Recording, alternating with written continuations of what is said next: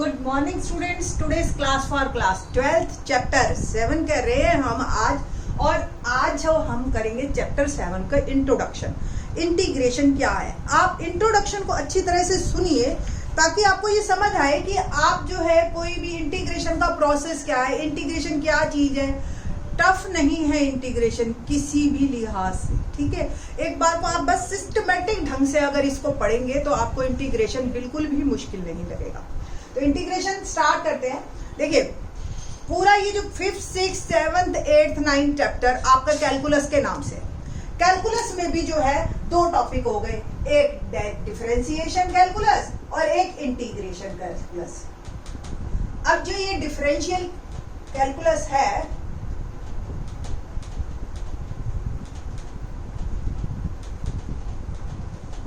और integral,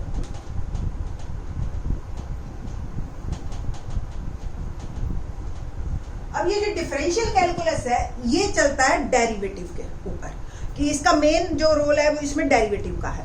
derivative भी जो हमने निकाला उसका थीम पॉइंट क्या था, कि क्या क्या जरूरत थी उस डेरिवेटिव को निकालने की।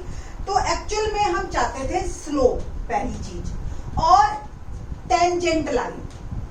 ये दो चीजों की डिमांड के कारण डिफरेंशियल कैलकुलस बनी, कि कोई भी कर्व है उसके ऊपर किसी पर्टिकुलर पॉइंट पे एक लाइन की इक्वेशन निकालनी हो, ठीक है, और वो जो है वो जो उसकी टेंजेंट हो लाइन, ठीक है, और वो टेंजेंट लाइन का इक्वेशन के लिए पॉइंट तो चलो आपको कर्व पे हर पॉइंट ही है, बट स्लोप चाहिए उस लाइन का। तो स्लोप के लिए हमने जो है डिफरेंशियल कैलकुलस में मेन इसका थीम पॉइंट है, ठीक है।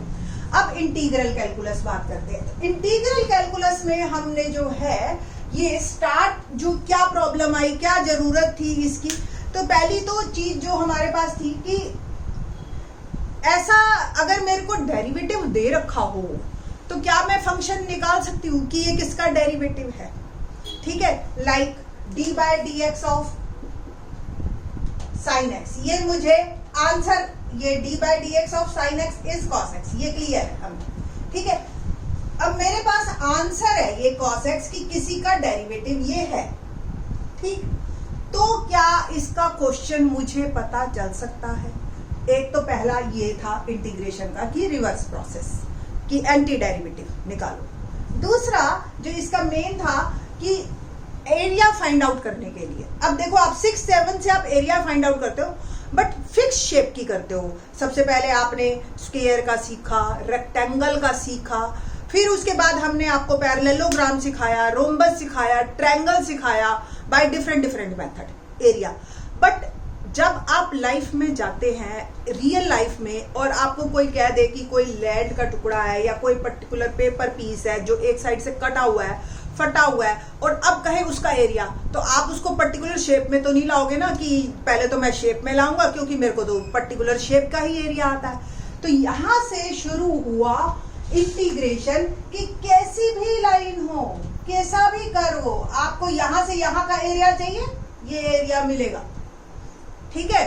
और इससे जो है हमारे जो है इंटीग्रेशन की शुरुआत। तो एक्चुअल में इंटीग्रल का जो हमारे पास थीम था वो क्या था, the problem of finding a function whenever it's derivative is given. जब इसका डेरिवेटिव गिवन हो तो आपको फंक्शन जो है वो निकाल, प्रॉब्लम उसकी फंक्शन को ढूंढने। दूसरा the problem of finding the area bounded. ये वर्ड बाउंडेड है, मैंने इसको एब्रीवेशन फॉर्म में लिख दिया, थोड़ी हैबिट पड़ी हुई होती है हमें, ठीक है, तो BDD करके भी काम चल जाता।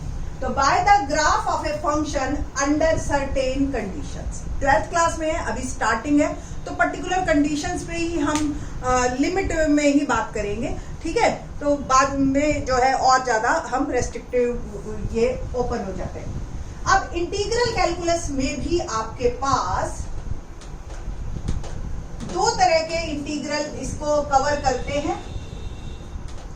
टू प्रॉब्लम्स जो है इसको पूरे को इंटीग्रल कैलकुलस कहते हैं। नाउ जो फंडामेंटल थ्योरम ऑफ कैलकुलस है उसमें आपकी दो चीजें आ जाती है, एक डेफिनेट इंटीग्रल और एक इनडेफिनेट इंटीग्रल। नाम से ही जैसे आपको पता चल रहा है कि एक तो जिसका आंसर बिल्कुल डेफिनेट है, हमें पता है एग्जैक्ट, इनडेफिनेट इंटीग्रल क्या मतलब है कि हम आंसर अनसर्टेन छोड़ देते हैं, हमें नहीं पता होता।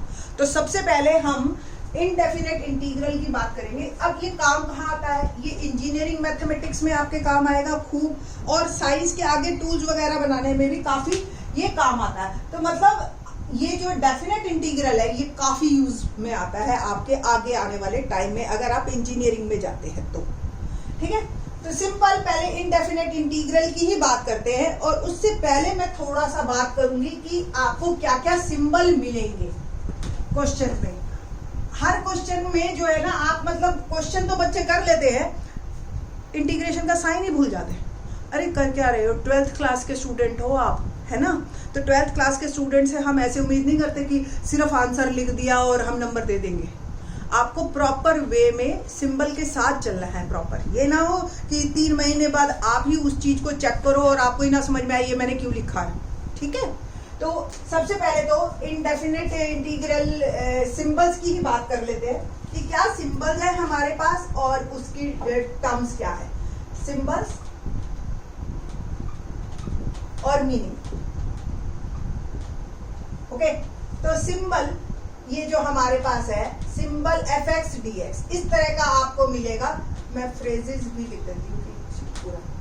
ठीक है, इसका मतलब है integral of x, integral of f with respect to x। ठीक है, integral of f with respect to x, ये है इंटीग्रेशन ऑफ fx dx। इस पूरे का ये dx बहुत इंपॉर्टेंट है, इसी से पता चलेगा विद रिस्पेक्ट टू x हो रहा है। और ये fx मतलब फंक्शन ऑफ x, यानी कि जो भी रूल है जैसे लाइक 2x + 3 है, तो ये फंक्शन है ऑफ फंक्शन इन x।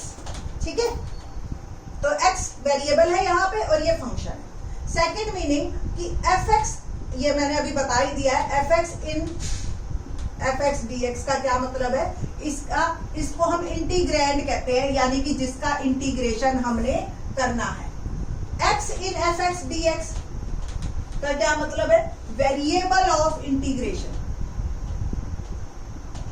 मैंने अभी बताया ना, वेरिएबल ऑफ इंटीग्रेशन कि x में आपको क्वेश्चन मिलेगा और ये जो fx है ये पूरा इंटीग्रेट है, इसका इंटीग्रेशन करना है।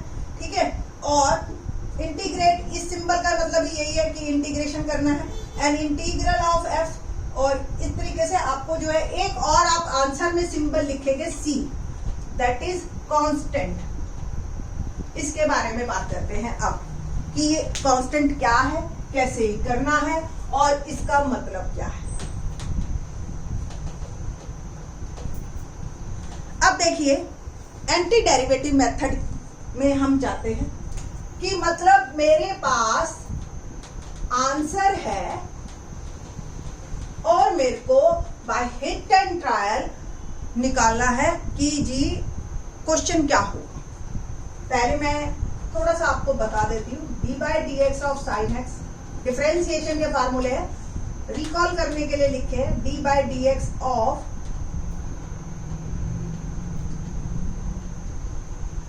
x3। ठीक है, तो ये आ गया x, ये डिफरेंशिएशन 3x, यही होगा ना। ठीक है, नेक्स्ट जो है हमारे पास एंड d/dx ऑफ ex, ये ex, ये मेरे डिफरेंशिएशन के रूल है जो मुझे अच्छी तरह से आते हैं। अब इसी में ही मैं क्वेश्चन ये सोचती हूँ कि मुझे ये दे रखा है, ये दे ही नहीं रखा, ये सारा खत्म। मुझे अब ये देखना है कि मैं आंसर से क्वेश्चन में पहुंच सकती हूँ या नहीं पहुंच सकती। तो सिंबल लगा इंटीग्रेशन cos x, और किसके रिस्पेक्ट में हुआ था डिफरेंशिएशन, x के। तो ये बहुत इंपॉर्टेंट है कि किसके रिस्पेक्ट में हुआ, तो dx। ठीक, और इसको हमने कि cos x किसका डिफरेंशिएशन हुआ होगा जब cos x आया होगा, तो sin x। ठीक है, बट थोड़ा सा रुको यहाँ पे, अगर sin x के साथ सपोज +t होता या +5 होता तो भी तो यही आंसर आता ना, है ना। तो इसका मतलब किसी भी कांस्टेंट अगर लगाए डिफरेंशिएशन में वो जीरो हो जाता है, तो हम उसको नहीं निकाल सकते कि कौन सा कांस्टेंट था। उस कांस्टेंट के चक्कर में हम सी एक वर्ड लगाते हैं कि कोई कांस्टेंट हो सकता है उस टाइम पे, और इस सी का मतलब भी समझाएंगे क्या मतलब, और ज्यादा डीपली हम इसका ज्योमेट्रिकल मीनिंग बताएंगे कि इस सी को लगाने के फायदे क्या क्या है। ओके, तो साइन एक्स प्लस सी, ये आपका आ गया इसका आंसर। क्वेश्चन था सिर्फ sine x cos x, but मुझे जो है एग्जैक्ट आंसर नहीं निकला, दैट्स वाई इसको हम इनडेफिनेट कहते हैं कि हम एग्जैक्ट आंसर नहीं निकाल सकते, तो इनडेफिनेट इंटीग्रल। ठीक है, जैसे अब ये 3x square integration of 3x, कुछ भी मल्टीप्लाई में बाहर कर दीजिए। ठीक है, अब मैं ये सोच रही हूँ कि x स्क्वायर किसका होगा, पक्का एक पावर ज्यादा होगी, है ना, एक पावर ज्यादा होगी ना उसकी, तो x क्यूब लगा दिया मैंने। अब x क्यूब का डिफरेंशिएशन करती हूँ मैं तो 3x स्क्वायर आता है, तो ये तो आंसर फिर यही रह गया ना सीधा, इस 3 को लगाने की क्या जरूरत है फिर जब मैंने रीचेक किया तब। फिर साथ में मैंने क्या लगाया, प्लस। हाँ, ex का इंटीग्रेशन डिफरेंशिएशन भी ex होता है, तो इसलिए इसके आंसर में भी ex आया, बट कांस्टेंट यहां भी लगेगा आपका। बिना कांस्टेंट के हम इनडेफिनेट इंटीग्रल कंप्लीट नहीं करेंगे, नंबर आपके कट जाएंगे, सी जरूर लगाना। एक बार ज्योमेट्रिकल मीनिंग देखते हैं इसका कि क्या ज्योमेट्रिकल मीनिंग है, क्या मतलब है। अभी मैंने इसी पे बात की, जैसे इसी क्वेश्चन पे कि हमारे पास integration of F X D X ये हम करना चाह रहे हैं, और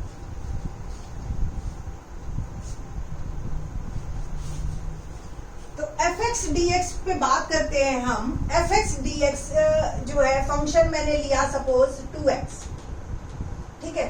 अब 2x मैंने ये फंक्शन लिया, ठीक है। सोचो कि x किसका आंसर रहा होगा जब डिफरेंशिएशन किया होगा, तो एक पावर ज्यादा, क्योंकि डिफरेंशिएशन में एक पावर कम होती है, तो x स्क्वायर। आप चेक करके देख लो, x स्क्वायर का डेरिवेटिव 2x होता है। अब मेरे को लगाना है साथ में c। अब इस c की वैल्यू कुछ भी हो सकती है।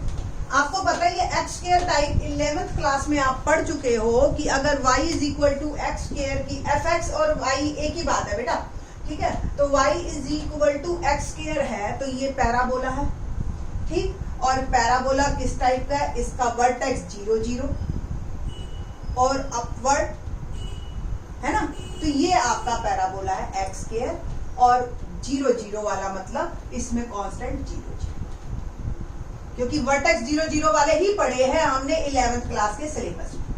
अगर ये एक्स स्क्वायर प्लस 1 हो जाता, ठीक है, तो ये यानी कि इसका वर्टेक्स होता 0 -1।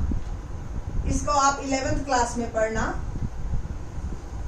ठीक है। तो ये एक्स स्क्वायर प्लस 1, ऐसे ही एक्स स्क्वायर -1 होता कांस्टेंट, कांस्टेंट में भी नेगेटिव, तो ये फैमिली आती, यानी कि वर्टेक्स होता 0 1, ठीक। तो ये एक्स स्क्वायर -1, ये एक्स स्क्वायर प्लस 1, ऐसे ही एंड सो ऑन। आपके अगर कांस्टेंट बदलते जाइए आपको एक फैमिली ऑफ कर्व मिलता चला जाएगा, ठीक है। फैमिली ऑफ कर्व में अब इसका डेरिवेटिव निकालिए, इसका स्लोप निकालिए, टेंजेंट्स निकालिए।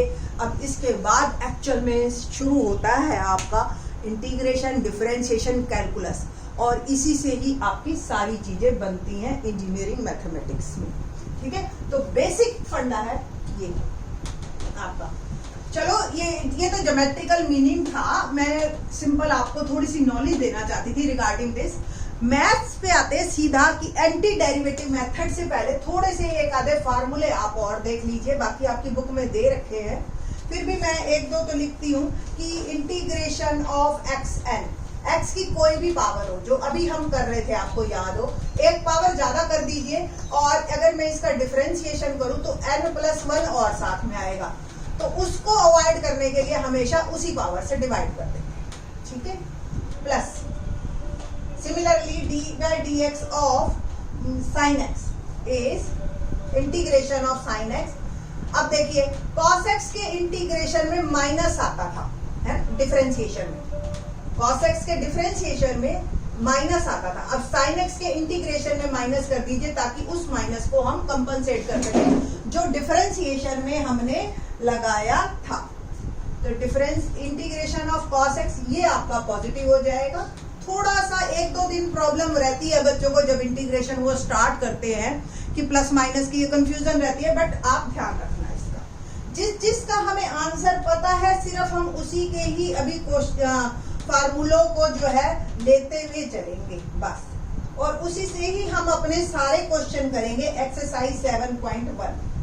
एक बात और मैं बता दूं, कोई भी कांस्टेंट हो सिंपल 5dx, ठीक है, तो 5dx का देखो इंटीग्रेशन ऑफ dx 5 तो मल्टीप्लाई में आ गया, ठीक, और 5dx x की पावर 0 है, कुछ नहीं है तो 1 तो है ही, और 1 को आप x की पावर 0 लिख सकते हो, और यहां से इंटीग्रेशन के अगर इस फार्मूले को आप लागू करते हो तो 0 + 1 पाएगा, तो x हमेशा लग जाएगा, ठीक है।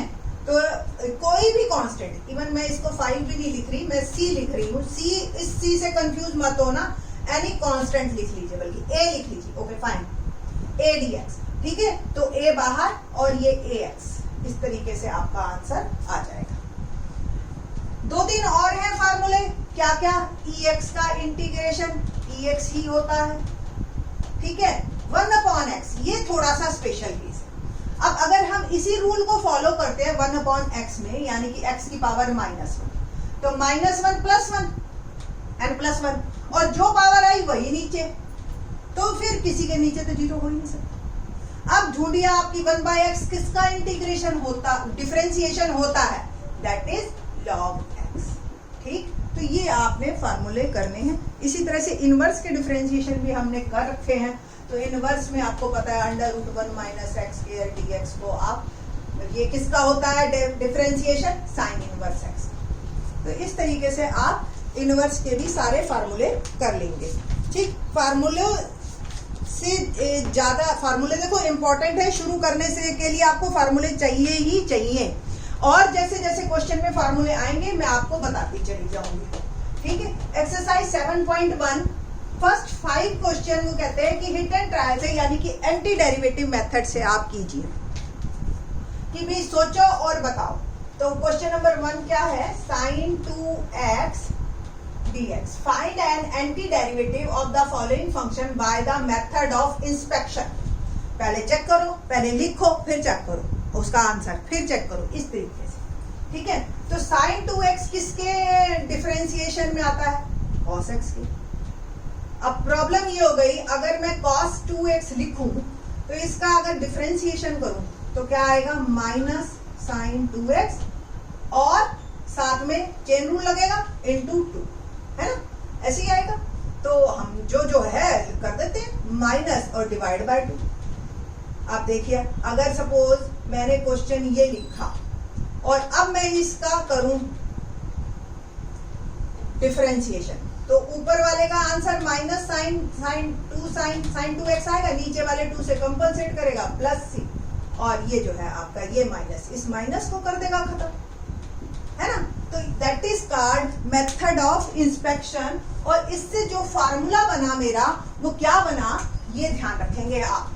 आगे 5 के बाद हमने क्वेश्चन सीधा डायरेक्ट फार्मूले से करने हैं। तो integration of sin x, sine के साथ कुछ भी अगर मल्टीप्लाई में एंगल के साथ है, ax टाइप है, तो फार्मूला बन गया मेरा -cos ax / a प्लस, बस ऐसे ध्यान रखना है आपको अब आने वाले टाइम में।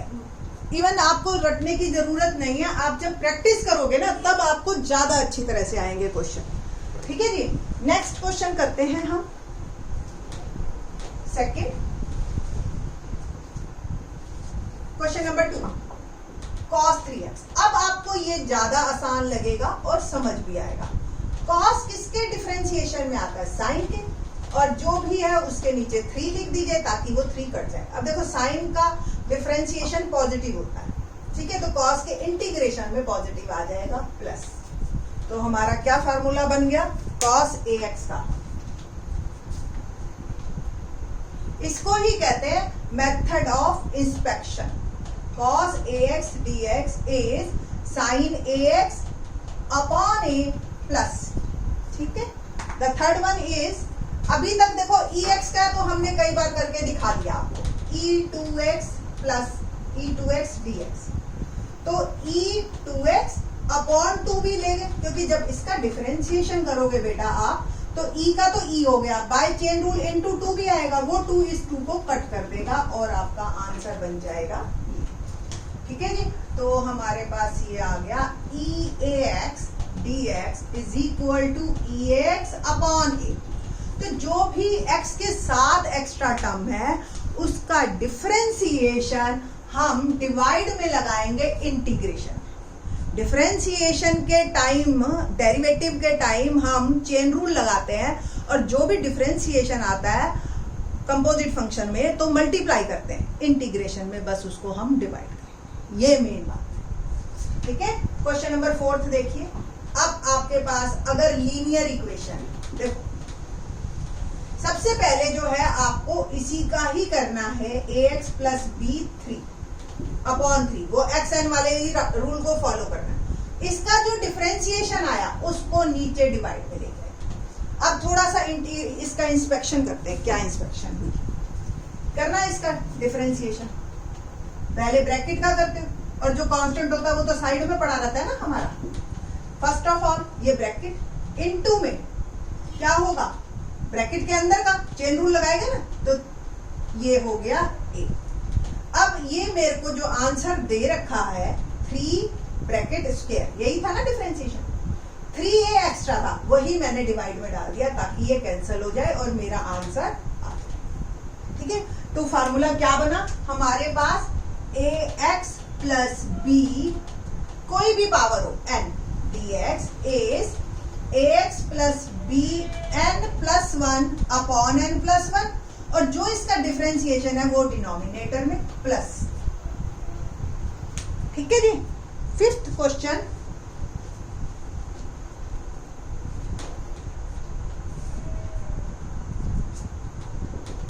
Sign 2x minus 4e3x। अब दो फंक्शन आ गए मेरे पास, वो भी प्लस माइनस में, ठीक है। तो एक बात ये क्लियर है, सपोज दो फंक्शन हो in terms of fx plus gx integration of dx, तो दोनों को अलग अलग आप कर देंगे, कोई प्रॉब्लम नहीं। ये प्लस में है तो भी, माइनस में हो तो भी, मल्टीप्लाई डिवाइड में नहीं चलेगा, वो आपको बाद में बताएंगे, ठीक है। तो इंटीग्रेशन अगर इसका है हमारे पास, अब फार्मूले हमारे सारे बन चुके हैं, अब क्या करेंगे हम इसको 2 पार्ट में डिवाइड कर चुके, ठीक है जी। हाँ, कोई भी कांस्टेंट अगर साथ में मल्टीप्लाई है तो वो बाहर निकल जाता है, वो कोई फर्क नहीं डालता, ठीक है। साइन 2x का अगर इसका फार्मूला देखें तो minus cos 2x upon 2 minus 4 as it is. देखो इसका भी c लगाया अभी हमने, ठीक है। इसका देखो आप इंटीग्रेशन -4 पड़ा रहेगा e3x का, e3x बाय 3 प्लस, ठीक है ना। एक बार फिर से थोड़ा सा इसको लिखते हैं, -4 e3x बाय 3। अब एक सी ये माइनस सी ये कैंसिल नहीं हो रहे, सी की वैल्यू हमें कोई फिक्स नहीं है, किसी के साथ 2 किसी के साथ 5 हो सकती है। तो डिफरेंस ऑफ दोस 2c यानी कि 2 constant is also in U C, तो आपने एक नया c लिख देना है यहाँ पे। इट मींस जब भी आप इनडेफिनेट इंटीग्रल में क्वेश्चन करते हैं और आंसर निकालते हैं तो बिल्कुल एंड में c लिखेंगे, आप पहले c नहीं लिखेंगे, देयर इज नो लिमिट, ठीक है। और इस तरीके से आपका क्वेश्चन होता चला जाएगा। Question number 6 onwards in the next lecture. Thanks.